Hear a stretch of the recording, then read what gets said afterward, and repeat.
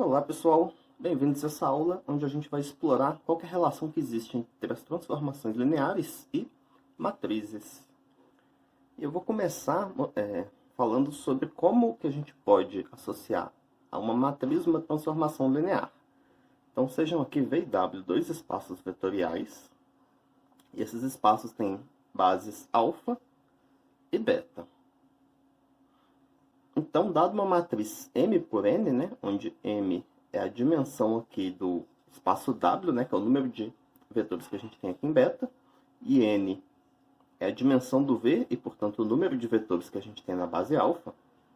Então, dado uma matriz A M por N, a gente pode associar a essa matriz uma transformação linear de V para W da seguinte forma.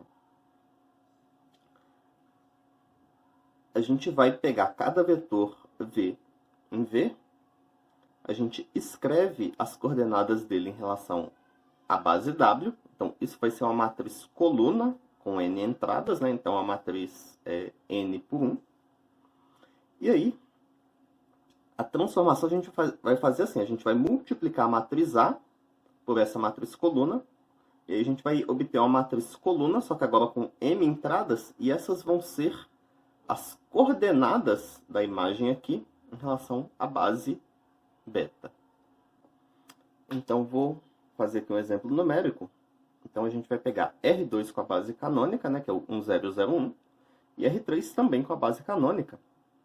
E a gente vai ver qual que é a transformação linear associada com essa matriz aqui, olha, 1, 2, 3, 4, 5, 6. Então, o que essa transformação vai fazer? Como que é a base canônica? Então, vai ser fácil. Vai ser relativamente mais fácil. Então, se a gente pega o vetor xy, né, em R2, as coordenadas dele em relação à base canônica são x e y. E aí, o que essa transformação linear vai fazer? Se a gente aplicar a transformação t em xy, a gente vai ter que multiplicar o vetor, essa matriz coluna aqui, né, xy, por essa matriz. Então, a gente vai multiplicar essa matriz por isso daqui e vai obter aqui uma matriz coluna. E essa matriz coluna aqui vão ser as coordenadas em relação, de novo, à base canônica do vetor que é a imagem do xy. Então, por exemplo, essa transformação aqui, ela vai levar o vetor 1, menos 1, né? Então, vou colocar aqui de novo a matriz A. E as coordenadas do 1, menos 1 em relação à base canônica são 1 menos 1. Então, é só a gente fazer o produto dessas duas matrizes aqui. E aí, esse produto aqui de matrizes, a gente calcula, vai dar menos 1. 3 menos 4 é menos 1. 5 menos 6 é menos 1. E como aqui a gente está usando a base canônica para R3 também, o vetor que tem essas coordenadas é o vetor menos 1. Menos 1.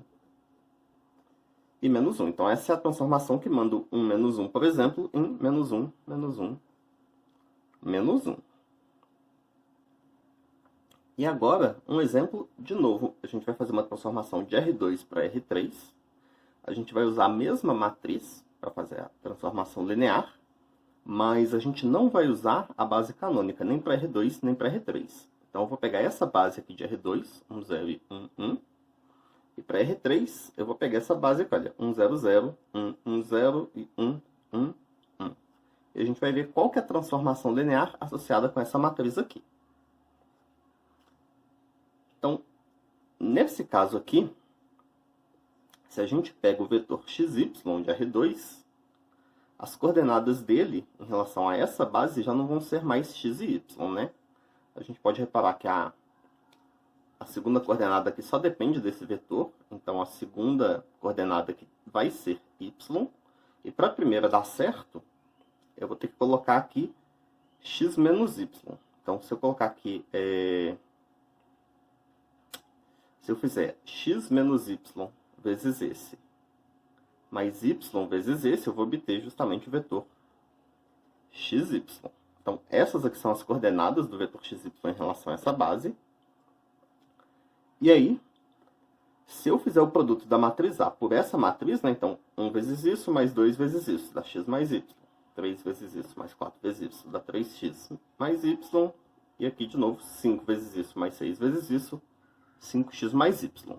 Então isso aqui que a gente encontra são as coordenadas da imagem aqui em relação à base beta. Então, isso aqui são as coordenadas em relação a essa base. Então, a gente vai ter que fazer isso vezes o primeiro vetor, mais isso vezes o segundo, mais isso vezes o terceiro. Então, a gente faz essa conta aqui e a gente encontra qual que é a imagem desse vetor. E aí eu vou continuar aqui esse exemplo fazendo um subexemplo aqui numérico, né? Então a gente vai ver onde que essa transformação desse exemplo, ela vai mandar o vetor 1, menos 1. Então aqui eu reescrevi as duas bases que eu estou usando, né? Então, olha só. Essa transformação, o que a gente vai fazer? A gente vai, de novo, multiplicar aqui a matriz A pelas coordenadas do vetor 1, menos 1 em relação à base alfa. Então, primeiro eu tenho que escrever o 1 menos 1 em relação a essa base aqui. E a gente pode reparar que as coordenadas do 1 menos 1 em relação a essa base vão ser aqui menos 1, né? Eu vou ter que fazer menos 1 vezes esse. E eu vou ter que somar com 2 vezes o primeiro, né? Então, 2 vezes o primeiro menos o segundo vai dar 1 menos 1. Então, essas daqui são as coordenadas do 1 menos 1 em relação à base alfa. E aí, quando a gente fizer esse produto aqui, a gente vai obter 2 menos 2, que é 0. 6 menos 4, que é 2. E 10 menos 6, que é 4. Então, a gente obtém aqui 0, 2, 4, quando faz o produto dessas duas matrizes. E essas aqui vão ser as coordenadas do t de 1 menos 1 em relação à base beta. E aí, se a gente quer descobrir qual que é esse vetor, isso aqui vai ser o quê? Vai ser 0 vezes o primeiro. Então, eu vou escrever que apesar de não fazer diferença, né? Mais 2 vezes, né, o segundo, mais 4 vezes o terceiro. Então, isso aqui vai dar o vetor. Então, a primeira entrada vai ser 6, a segunda vai ser 0, mais 2 mais 4 é 6 também. E a terceira vai ser 0 mais 4. Então, para essas duas bases, a transformação associada a essa matriz aqui é a que manda, ela vai mandar o 1 menos 1 no vetor 6, 6, 4. Então, reparem que a transformação associada a essa matriz depende de quais bases que a gente está usando para ver qual que vai ser a transformação, né? Qual que vai ser o resultado. Bom, então a gente viu como é que, dada uma matriz, a gente pode definir uma transformação linear a partir dela, né? Dada uma matriz e dadas bases para dois espaços vetoriais, como é que a gente pode definir uma transformação linear a partir dessa matriz. Que agora a gente vai fazer o contrário. A gente vai ver como é que, dado uma transformação linear e duas bases, a gente consegue encontrar qual que é a matriz dessa transformação linear em relação a essas duas bases. Bom, para a gente fazer isso, a gente vai usar uma coisa que a gente viu na aula anterior, que se a gente sabe como é que uma transformação linear age numa base aqui para V, então a gente vai saber como é que ela age em todo V, qualquer imagem de qualquer elemento de V. Então, para a gente descobrir qual que é a matriz dessa transformação linear, né, dadas as bases aqui para V e W, o que a gente vai fazer? Primeiro, a gente escreve cada um dos elementos aqui da base que a gente tem para V como combinação linear dos elementos da base de W. Então, o T de V1 vai ser A1, mais A21W2 até AM1WM. E a gente vai fazendo isso até o T de Vn, que vai ser A1NW1, A2NW2 até AMNWM. E aí o que acontece? Essa matriz que a gente vai ter que encontrar vai ser uma matriz que vai ter que levar cada um desses vetores nessa combinação linear aqui, né, nessas coordenadas que a gente está colocando aqui. Então, a imagem aqui do 1000, né, são as coordenadas de V1 em relação à base alfa, vai ter que ser A11, A21, A31 até a M1. E assim por diante. Então a gente tem que pegar a matriz que faz isso. E aí, qual que vai ser a matriz que faz isso? Então, se eu pegar uma matriz e multiplicar pelo 1000 aqui, né? O que vai aparecer como resultado vai ser a primeira coluna dessa matriz. Então, as coordenadas aqui do V1, ó, as coordenadas do T de V1 em relação à base beta, eu tenho que colocar na primeira coluna da matriz. As coordenadas do T de V2 vão ser a segunda coluna. E assim por diante. Então, a matriz que faz essa transformação linear em relação às bases alfa e beta, a gente acha com esses coeficientes aqui. Mas percebam que a gente não vai colocar esses coeficientes na mesma posição que eles estão aqui. O que está aqui, olha, nessa primeira linha, né, na primeira igualdade aqui, vai virar a primeira coluna da matriz. Então, é como se a gente pegasse a matriz que tem esses coeficientes aqui nessa posição e transpusesse. Então, é assim que a gente faz para achar a matriz de uma transformação linear em relação a duas bases. Então, agora um exemplo. Se a gente tem a transformação de R3 para R2, que manda o vetor xyz em 2x mais y menos z e 3x menos 2y mais 4z. Então, como é que a gente encontra a matriz que faz essa transformação linear em relação a essas bases aqui, olha, 0 e 0 para o R3, e 3 e 4 para o R2. Então, o que a gente faz? Primeiro, a gente tem que escrever os vetores da base que a gente tem para R3. Ó, a gente tem que pegar esses vetores, calcular as imagens dele, e aí escrever essas imagens aqui em relação à base que a gente tem para o R2. Então, eu peguei aqui, olha, T de 1, calculando aqui, né? 1 vai ser mandado no 2 mais 1 menos 1, que é 3. E aqui, 3 mais 2, ó, menos 2 mais 4, que é 5. Então, a gente vai pegar o 2, 5 e escrever em relação a essa base aqui. Tem que resolver um sisteminha, né? Que a gente encontra, então, que o 2, 5 vai ser 3 vezes o 1, 3, menos uma vez o 1, 4. A gente faz isso, então, para todos os vetores. A gente encontrou aqui, olha, 3 e menos 1, 11 e 8, 5 e menos 3, para as coordenadas desses caras aqui, em relação à base que a gente tem para o R2. E aí, cada uma dessas coisas aqui, né? Cada uma desses conjuntos aqui de coeficientes, eles vão ser as colunas para a matriz que faz a transformação linear. Então, a primeira coluna vai ser 3 menos 1, a segunda vai ser 11 e menos 8, e a terceira vai ser 5 e menos 3. Então, essa matriz aqui que a gente encontrou é a matriz que, dadas as coordenadas em relação à base alfa de um vetor de R3, ela vai retornar para a gente as coordenadas em relação à beta da imagem desse vetor por essa transformação. E aqui eu vou fazer um subexemplo desse exemplo, né? Então, vou fazer um exemplo aqui com números. Então, reparem que essa transformação, né? Ela vai levar o vetor 6, 3, 1 no seguinte. Então, aqui vai ser 12 mais 3 menos 1. Então, vai ser 14. E 18 menos 6, que dá 12, mais 4, 16. Okay? Então, essa transformação leva o 6, 3, 1 em 14 e 16.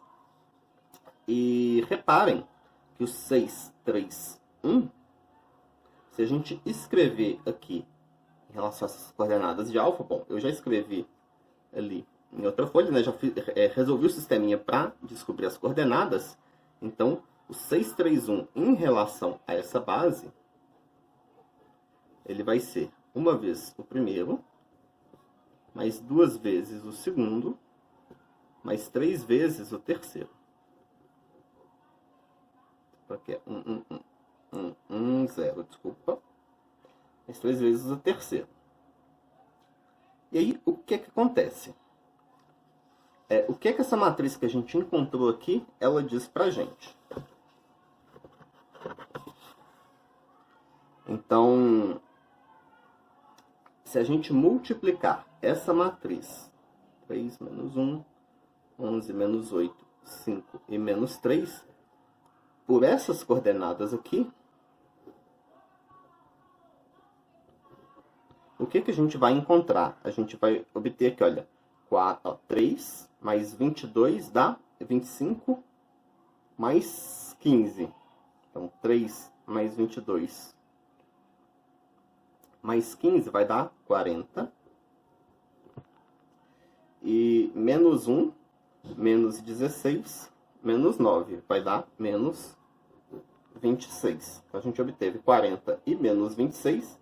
E aí, essas daqui vão ser as coordenadas do vetor que a gente encontra, do vetor resultado em relação à base beta. Então, se a gente fizer aqui, olha, 40 vezes esse menos 26 vezes esse,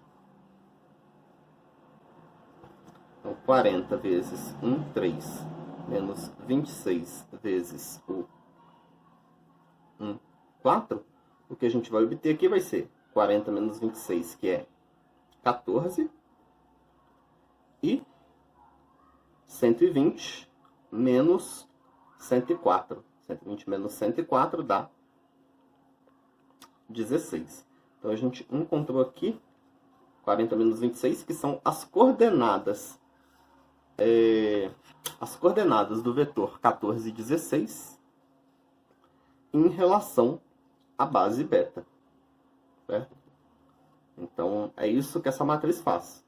Dadas as coordenadas em relação à base alfa, ela vai dar para a gente as coordenadas da base beta da imagem de cada vetor. Agora, então, que a gente já estabeleceu que existe uma relação entre transformações lineares e matrizes, a gente vai poder usar tudo que a gente souber sobre matrizes para estudar transformações lineares. E aí, então, eu vou introduzir aqui dois conceitos sobre matrizes, o posto e a nulidade.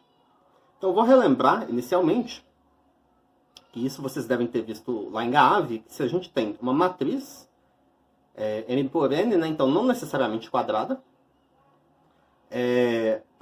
se a gente escalonar essa matriz, né, se a gente aplicar o método de Gauss-Jordan nela, a gente vai chegar numa matriz escalonada reduzida, que é única. Certo? Então, a partir da matriz A, se a gente aplicar operações elementares até chegar numa matriz escalonada reduzida, a gente vai obter uma matriz B, que é única, né? Só depende aqui da A, não depende da ordem que a gente aplicou essas operações, né? Das escolhas que a gente fez de operações para chegar nessa escalonada reduzida.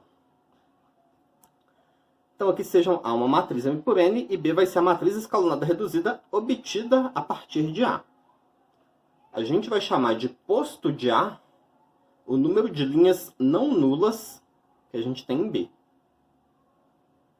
E a nulidade de A vai ser um conceito que está intimamente ligado com o posto, né? Vai ser o número de colunas de A subtraído do posto de A. Então, por exemplo, se a gente pega essa matriz A aqui, né? 3 por 4. E aqui eu já coloquei qual que é a matriz B que a gente obtém escalonando a matriz A. Então, primeira coisa, quem que é o posto de A? Então, a gente vai olhar aqui para a matriz B. Na matriz B a gente tem uma coluna não nula, três colunas não nulas, né? Então, aqui o posto da matriz A vai ser 3. E a nulidade de A, o que a gente vai fazer? A gente vai pegar o número de colunas de A, que são 4, e subtrair o posto de A. Então, a nulidade de A aqui vai ser 1. E um teorema que a gente tem sobre posto e nulidade é esse daqui. Se a gente tem uma aplicação linear, e a gente pega aqui bases alfa e beta para os espaços vetoriais, então, a dimensão da imagem dessa transformação vai ser igual ao posto da matriz da transformação linear usando as bases alfa e beta, e a dimensão do núcleo vai ser igual à nulidade dessa mesma matriz. Então, reparem que, apesar de a matriz da transformação depender das bases que a gente está pegando, se a gente trocar as bases, o posto e a nulidade dessa matriz não vão se alterar. Certo? Independente da base que a gente pegar, o posto sempre vai ser igual a dimensão da imagem e a nulidade sempre vai ser igual à dimensão do núcleo. Então aqui, esse teorema, ele está associando essa coisa aqui, por exemplo, a dimensão da imagem, que é uma coisa que depende aqui da transformação linear, né? A gente consegue associar a uma certa característica dessa matriz, que depende da transformação, mas depende também das bases. Então, de certa forma, as bases que a gente escolhe aqui, embora elas alterem a matriz, tem certas propriedades da matriz que não vão ser alteradas. Então, o posto da matriz não vai variar, independente de quais bases a gente escolheu. E a nulidade da matriz também vai ficar inalterada se a gente mudar essas bases aqui. E a demonstração desse teorema, embora ela não seja muito difícil, ela é um pouco grandinha e aí eu não vou fazer ela aqui nessa videoaula não. Um outro teorema agora é esse aqui. Se a gente tem duas transformações lineares, a primeira de V para W e a segunda de W para U, são duas transformações lineares, e se a gente tem bases alfa, beta e gama para V, W e U, então a transformação composta, né, T1 composta com T2, que vai de V para W depois para U, né, então vai de V para U. Isso, se a gente pensar nisso daqui como uma função, isso vai ser uma transformação linear. E a matriz dessa transformação linear em relação às bases alfa e gama vai ser igual ao produto aqui. Se a gente vai ser igual a esse produto aqui, né, das matrizes da transformação usando essas mesmas bases. Então aqui primeiro a gente vai fazer a transformação T1 e aqui a gente vai usar as bases alfa e beta, né, que são as que correspondem aqui, né? Então vai de V que tem base alfa para W tem base beta, então a gente usa aqui de alfa para beta, e depois a gente faz o produto aqui, né, pela esquerda, da transformação T2, da matriz da transformação T2 em relação às bases beta e gama. Eu também não vou demonstrar esse teorema, mas eu vou dar uma ideia de onde ele vem. Então, primeira coisa, por que a composta de uma transformação linear vai ser uma transformação linear? Então, isso fica como exercício para vocês verem que se essas duas aqui, elas preservam a soma e o produto por escalar, então se a T1 preserva a soma e a T2 preserva a soma, então a composta aqui, né, se a gente aplica primeiro a T1, a gente consegue separar na soma, e aí na hora que a gente aplica a T2, a gente consegue separar na soma também. Então vai preservar a soma, vai acontecer a mesma coisa para o produto por escalar, então vai ser de fato uma transformação linear. E o fato de que a gente consegue obter a transformação linear aqui, a matriz da transformação linear, fazendo o produto das matrizes, é quase que natural, né? Então, se a gente escreve as coordenadas de um vetor em relação à base alfa, na hora que a gente multiplica por essa matriz à esquerda, a gente vai obter as coordenadas da imagem a gente vai obter as coordenadas da imagem em relação à base beta. E aí, se a gente pega as coordenadas aqui em relação à base beta e multiplica por essa matriz, a gente vai obter as coordenadas da imagem por T2 em relação à base gama. E aí, a gente vai ter então que o produto dessas duas matrizes vai pegar as coordenadas de um vetor em V em relação à base alfa e retornar as coordenadas da imagem por T1 e depois por T2, mas escrito em coordenadas em relação à base gama. E agora, para exemplificar esse teorema, eu vou usar aqui transformações do plano no plano. Então vamos supor que a gente tem aqui duas transformações lineares. A primeira é a T1, que é a contração aqui, né? Então cada vetor eu vou levar em meio vezes ele. E depois a T2, que é a rotação em 90 graus, né? Em um ângulo de π sobre 2. Ok? Então, se a gente pega essa região, contrai aqui pela metade e depois gira 90 graus, a gente obtém essa regiãozinha aqui. E aí, quem que é a matriz aqui dessa primeira transformação em relação à base canônica?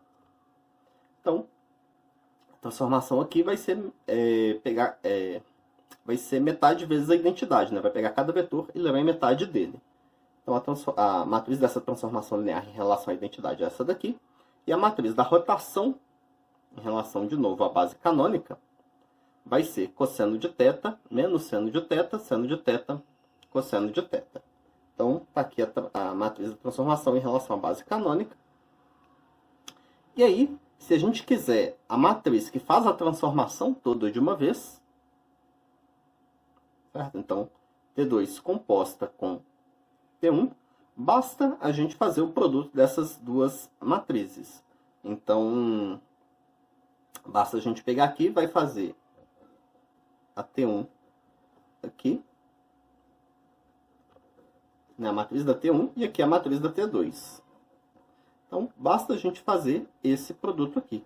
E, então, a matriz da composta em relação à base canônica vai ser, então, a matriz 0 menos meio, meio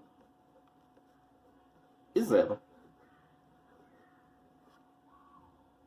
Então, se a gente conhece aqui duas transformações lineares, a composta, a gente consegue calcular a matriz dela fazendo o produto das matrizes que a gente já tem.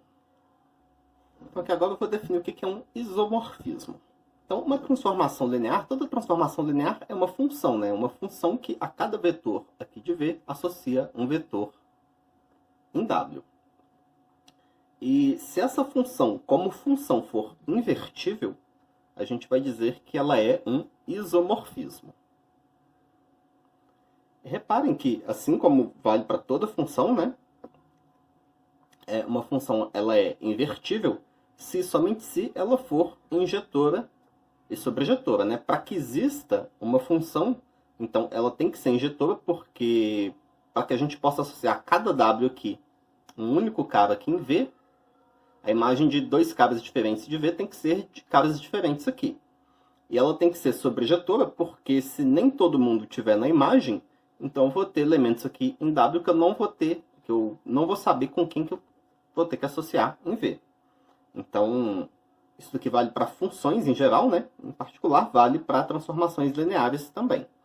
Certo? Vai ser invertível somente se ela for injetora e sobrejetora. E uma coisa interessante sobre transformações lineares é que uma transformação vai ser isomorfismo.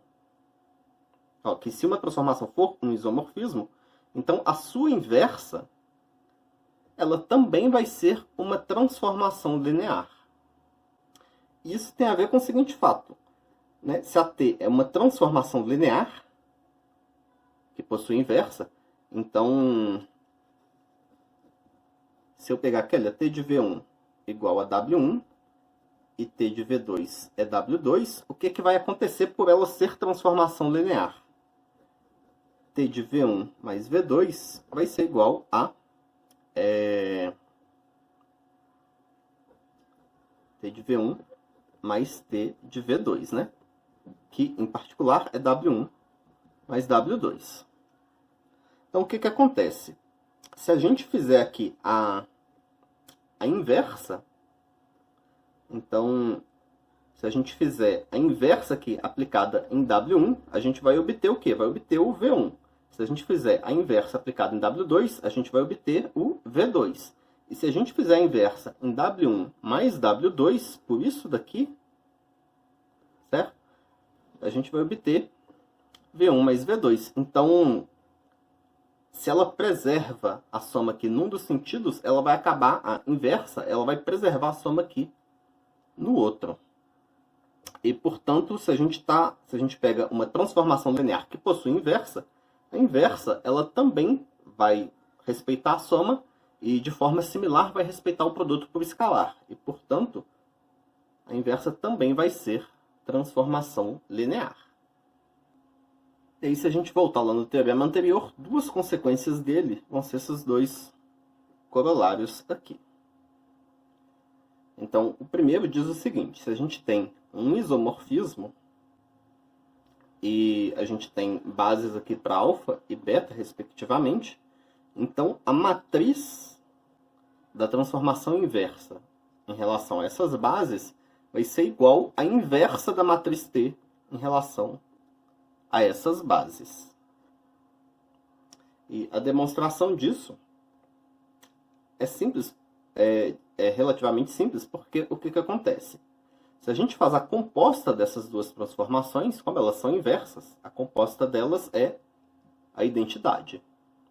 Então, se a gente pega aqui a matriz da composta, né, em relação à base alfa, então a matriz identidade em relação a mesma base aqui, isso daqui vai ser a matriz identidade.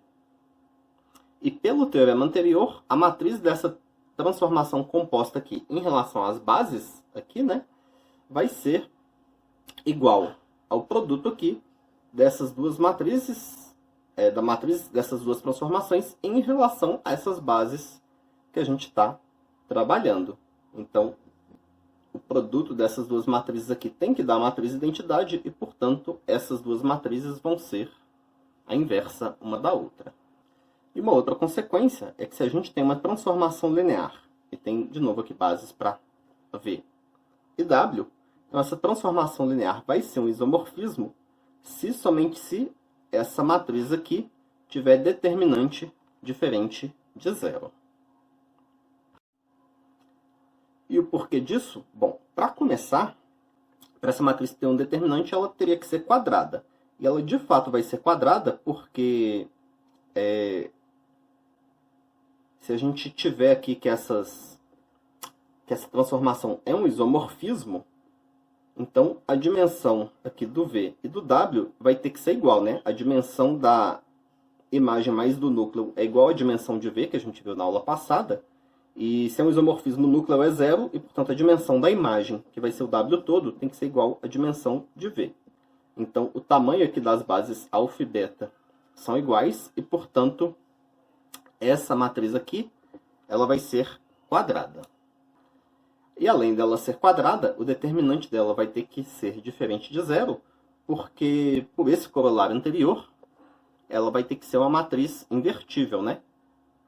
Certo? A matriz da transformação inversa vai ter que ser igual à inversa dessa matriz. E ela é invertível se, somente se, o determinante é diferente de zero. Então aqui agora, a gente vai determinar nesse exemplo aqui, se essa transformação linear ela é um isomorfismo. Então, transformação de R3 para R3 que leva XYZ nesse cara aqui. Então, como é que a gente pode fazer isso? O que eu vou fazer com ela é, primeiro, eu vou encontrar qual que é a matriz dessa transformação linear em relação à base canônica. Certo? Então, aqui é R3 e R3, eu vou usar a base canônica dos dois lados. Então, para a gente fazer isso, a gente tem que ver onde que é levado o 1, 0, 0, o 0, 1, 0 e o 0, 0, 1. Então, como o 1, 0, 0 é levado em 1, 1, 1, a primeira coluna aqui vai ser 1, 1, 1. Como o 0, 1, 0 é levado no 0, 1, 1, a gente tem aqui a segunda coluna. Por fim, como o 0, 0, 1 é levado no 0, 0, 1, a gente tem aqui a nossa terceira coluna. Então, essa é a matriz dessa transformação linear em relação à base canônica. E a gente sabe, então, pelo último corolário, que essa transformação vai ser um isomorfismo. Para essa transformação ser um isomorfismo, o determinante aqui precisa ser diferente de zero. E como o determinante dessa matriz é fácil de calcular, né? Ela é triangular inferior. Então, o determinante é o produto dos elementos da diagonal principal. O determinante dela é 1. Então, essa transformação T ela é um isomorfismo. Se a gente quiser a matriz inversa, a matriz da transformação inversa em relação à base canônica, isso vai ser a inversa da matriz que a gente acabou de obter. Então é só calcular a inversa aqui que a gente vai obter a matriz da transformação inversa. Nessa aula, então, a gente viu como que transformações lineares e matrizes se relacionam, né? Como que, dado uma transformação linear, a gente consegue encontrar uma matriz que faz essa transformação linear e vice-versa. Como que, dado uma matriz, sempre vai existir uma transformação linear dada por ela. E a gente viu vários conceitos sobre matrizes e como que eles se relacionam com as transformações lineares. Então a gente viu, por exemplo, que o posto nulidade da matriz está relacionado com as dimensões da imagem e do núcleo da transformação linear, e que o fato da matriz ser invertível está relacionado com a transformação linear ser invertível. Essa aula fica por aqui. Até a próxima, pessoal!